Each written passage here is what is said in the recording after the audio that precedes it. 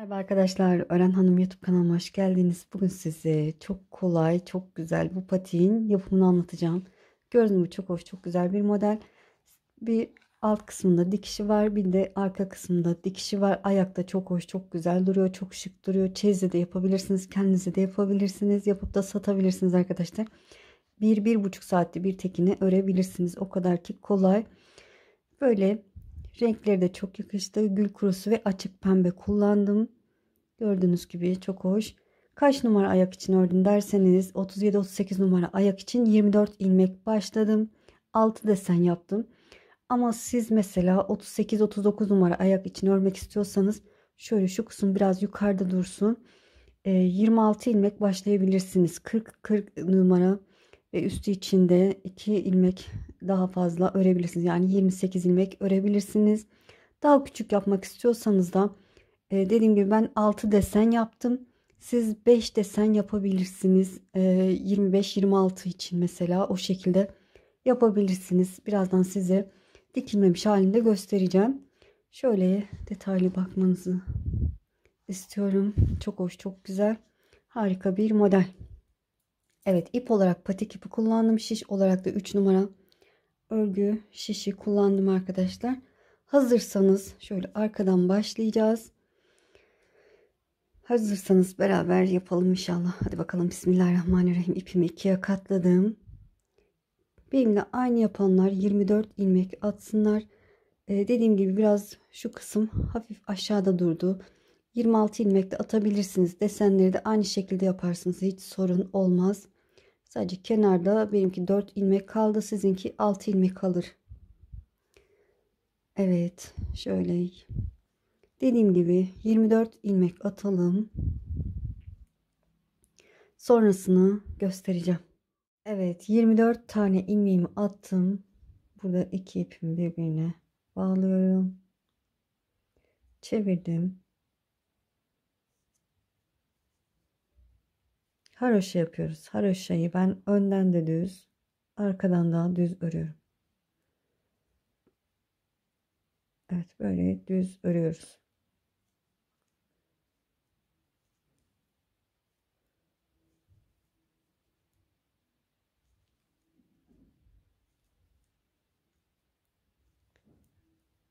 Evet, şöyle hızlıca öreyim.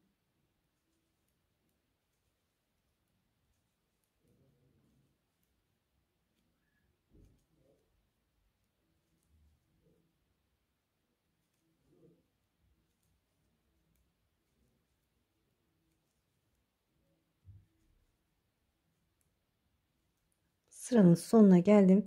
Son ilmekten önce ipimi öne alıp son ilmeğimi örmeden sağ şişimi alıyorum. Çevirdim. Evet, yine haroşa örüyoruz. Yani düz örgü örüyorum.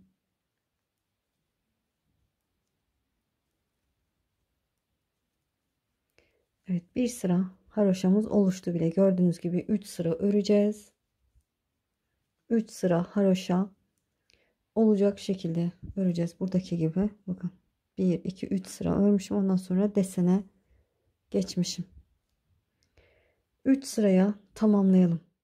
Evet, 3 sıra haroşa olacak şekilde ördüm. Burada açık pembe ipimi alıyorum. Şöyle. Bu ilk ilmeğimi çıkışta örmemiştim. Şimdi örüyorum. Evet, 8 ilmek örelim. 2 3 4 5 6 7 8 ilmek ördüm. 3 6 7 8. Evet, bu iki ipimi birbirine hemen bağlayayım. Evet. 8 ilmek ördük. Dönüyoruz. Çevirdim. İpimi arkaya aldım. Yine haroşa örerek sırayı tamamlayalım. Evet, bu ilmeklerimizi örmedik. 8 ilmek ördük ve döndük. Son ilmeğimi yine örmeden sağ şişimi aldım. Çevirdim. Evet, bu gül kurusu rengine gelince bütün ilmekleri öreceğim arkadaşlar. Bu rengimi aldım ve bütün ilmeklerimi örüyorum. 24 ilmeğin hepsini bir sıra örüyoruz.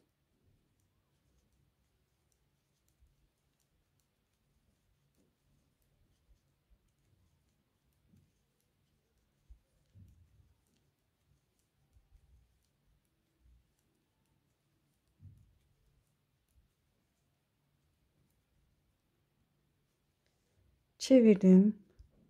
Tersinden de yine haroşa yani düz örüyorum. Evet, sıramızı tamamlayalım. Evet, gördüğünüz gibi sıramı tamamladım. Bir sıra haroşa yapmış olduğum gül kurusu rengimle. Açık pembe ipimi alıyorum. İkinci haroşa, pembenin ikinci haroşa sırasına gideceğim. Bir altta 8 ilmek örmüştük. Şimdi 11 ilmek örüyoruz. 1 3 ilmek fazla örüyoruz. 2 3 4 5 6 7 8 9 10 ve 11 ilmek ördüm. Dönüyorum. Evet. Döndüm, ipimi arkaya aldım. Yine haroşa örüyorum.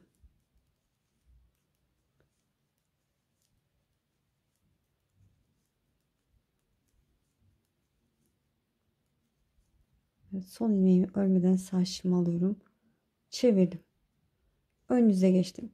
Bir sıra açık pembe, bir sıra gül kurusu gideceğiz. Gül kurusuyla bütün renklerimizi öreceğiz. Açık pembeyle üçer ilmek artacak, sonra üçer ilmek azalacak. Evet, gül kurusu rengimi aldım. Bütün ilmeklerimi öreceğim. 24 ilmeğimin hepsini örüp geri döneceğim.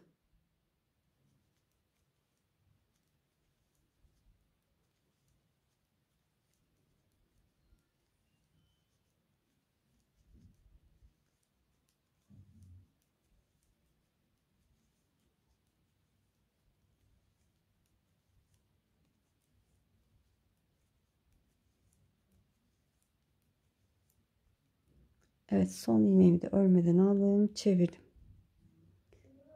Dönüşümüzü yapalım arkadaşlar. Haroşa örerek sıramızı tamamlayalım. Evet, sıramı tamamladım, çevirdim.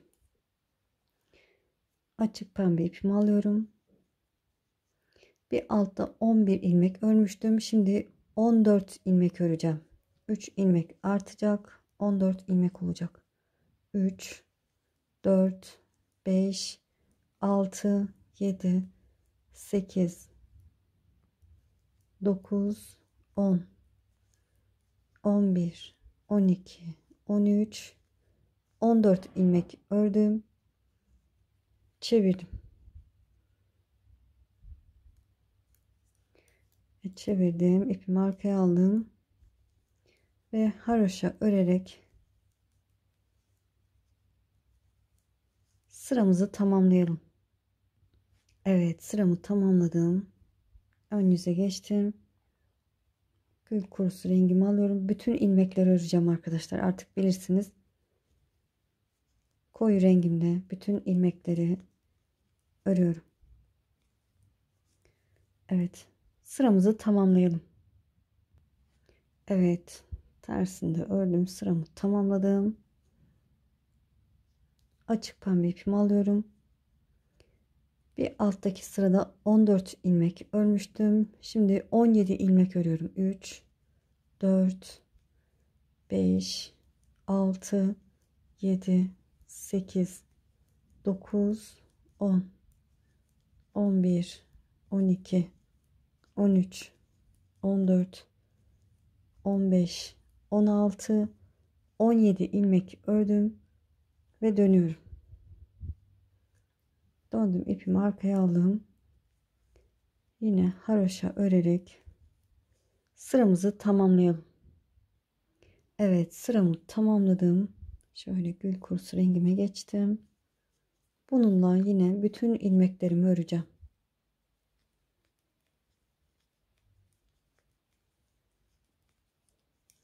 Evet, bütün ilmeklerimizi örelim. Sonrasını göstereceğim.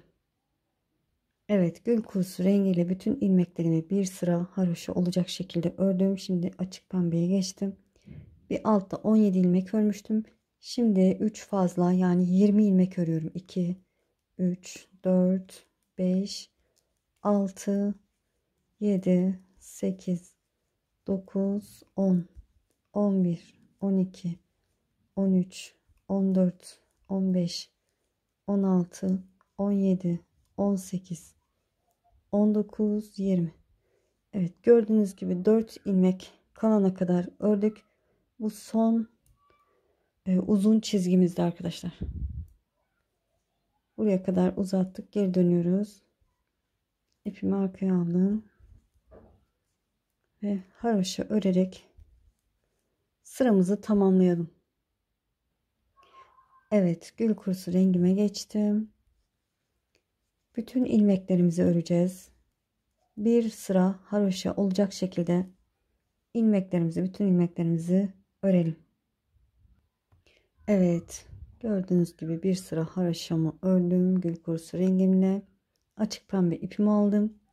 20 ilmek olana kadar artırdık. Şimdi 3'er ilmek azaltacağız. Evet, şöyle en son burayı yaptık. Şimdi 3 ilmek azaltacağız, yani 17 ilmek öreceğiz. Açık pembe ipimi aldım. 17 ilmek örelim. 2, 3, 4, 5, 6, 7, 8, 9, 10, 11, 12, 13, 14, 15, 16, 17 ilmek ördüm ve dönüşümü yapıyorum. İpimi arkaya aldım. Haroşa örerek sırayı tamamlayalım. Evet, gül kurusu rengime geçtim. Bütün ilmeklerimi öreceğim. Yine 24 ilmeğimi bir sıra haroşa olacak şekilde örüp döneceğim. Evet, açık pembe rengime geçtim.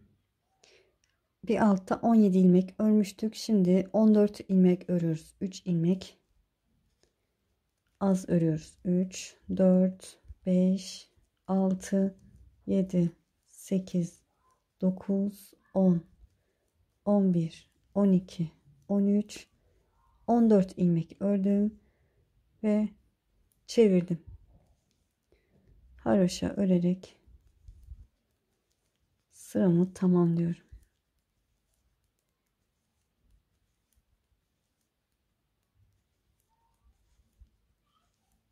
Son ilmeğimi yine örmeden aldım. Çevirdim. Gül kurusu rengime geçtim. Bütün ilmeklerimi bir sıra haroşa olacak şekilde öreceğim. Evet. Evet, gül kurusu ile bir sıra haroşa ördüm. Açık pembe ipimi aldım.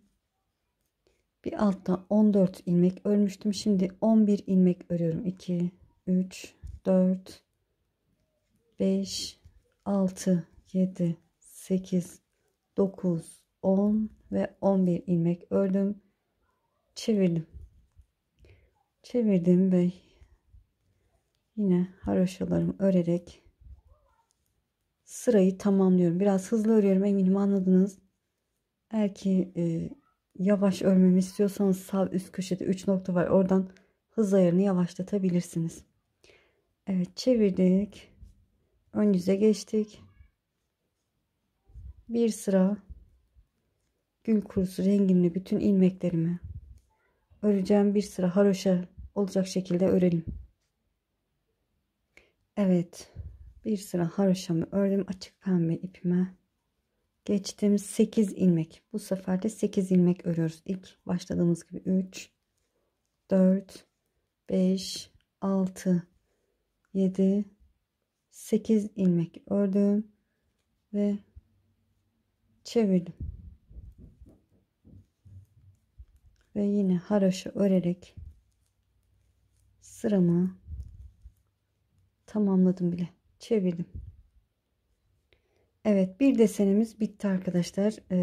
2 sıra gül kurusu rengimle 2 sıra haroşa olacak şekilde öreceğim. Bakın. Bakın bir desen şuradayız. Bir desen bitmiş. 8 ilmekle başladık. Açık rengimle 8 ilmekle bitirdim. 2 sıra daha gül kurusu rengimle haroşa yapıp diğer desene geçeceğim. Bütün ilmeklerimizi öreceğiz yine. Bütün ilmeklerimi 2 sıra haroşa olacak şekilde öreceğim.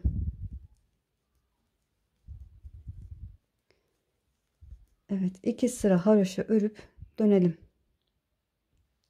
Evet, 2 sıra haroşamı ördüm. Şimdi ikinci desenin başlangıcı olan 8 ilmek açık rengimle başlıyorum. Evet, 8 ilmek örüyoruz. Burada ilk yaptığımız gibi 2 3 4 5 6 7 ve 8 dönüş yapıyoruz. Çevirdim.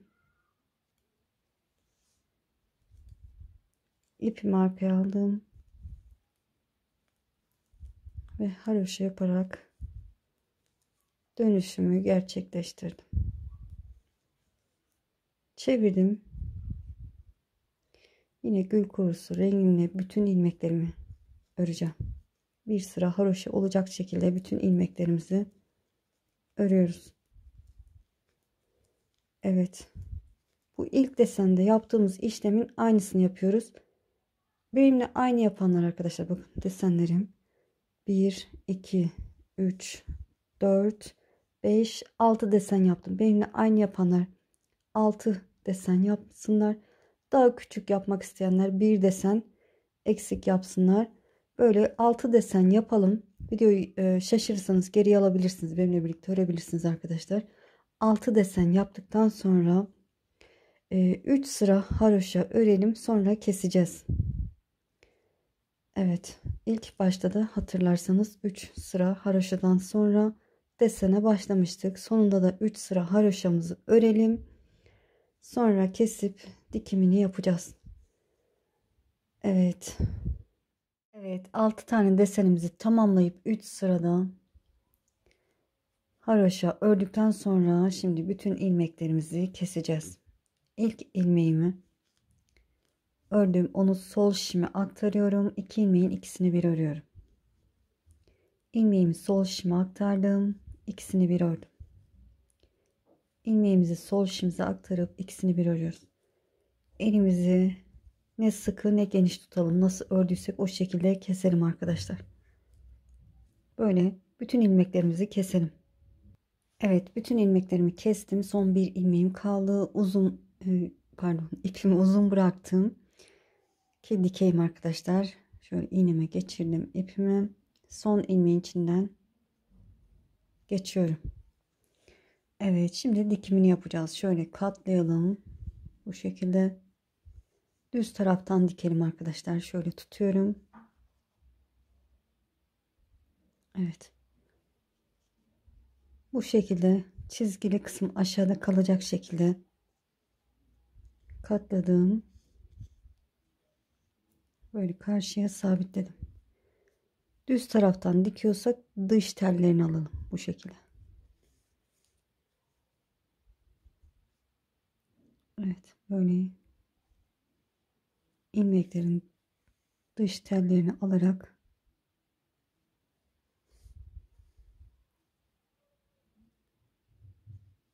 karşılıklı dikelim.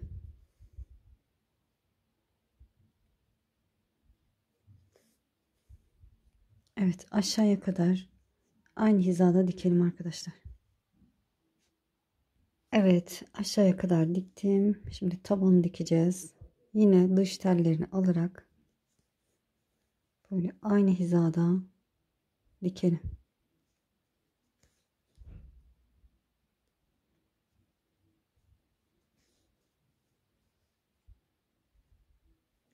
Şöyle tutayım artık. Evet.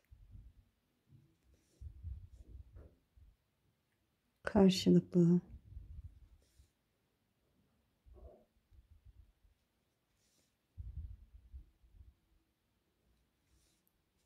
renkler birbirine denk gelsin.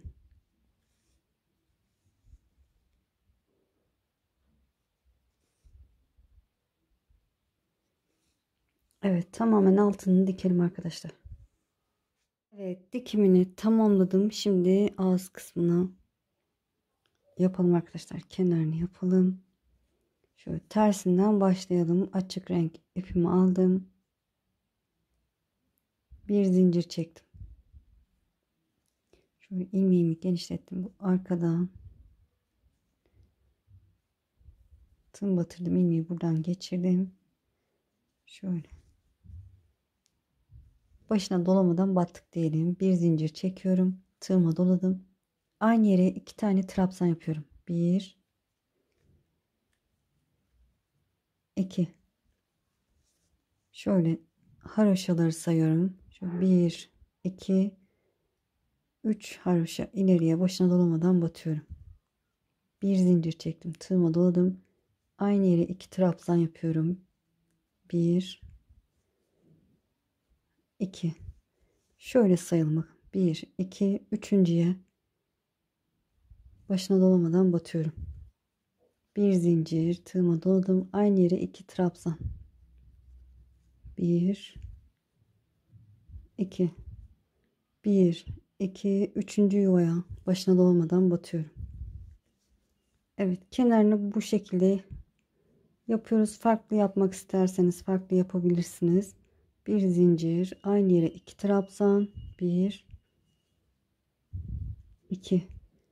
1 2 üçüncü yuvaya başına dolamadan batıyorum. Bir zincir çekip yine aynı işlemi yapıyoruz. Bu şekilde tamamen etrafını yapalım. Ağız kısmı çok genişse dördüncüye, arada dördüncüye batabilirsiniz arkadaşlar. Böyle darsa da ikinciye de batabilirsiniz. Arada size kalmış. Tamamlayıp döneceğim. Evet, sonuna geldiğim şöyle son olarak ilk başladığım yere başına dolamadan batıyorum. Şöyle ipim biraz uzun kesiyorum. Şöyle bir zincir çekmeyi unuttum. Evet, bu şekilde bıraktım. İpimi iç tarafa saklayacağım. Şöyle arkaya alıyorum.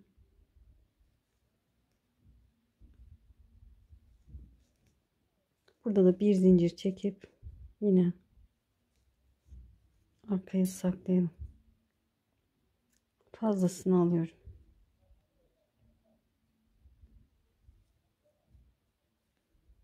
Evet, tamamdır. Şöyle mankenimizin ayağına geçirelim.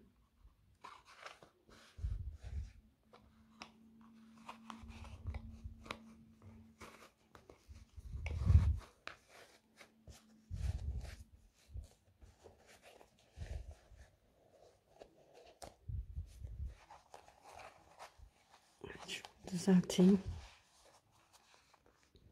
Bitti arkadaşlar. Gördüğünüz gibi çok hoş, çok güzel oldu. Böyle. İnşallah anlatımdan memnun kaldınız. Beni izleyerek yaptığınız için çok çok teşekkür ederim. Kanalıma abone değilseniz abone olursanız sevinirim. Videolarımı beğenip paylaşırsanız, yorum yaparsanız bana destek olmuş olursunuz. Sizi çok seviyorum. Kendinize iyi bakın. Allah'a emanet olun. Hoşça kalın.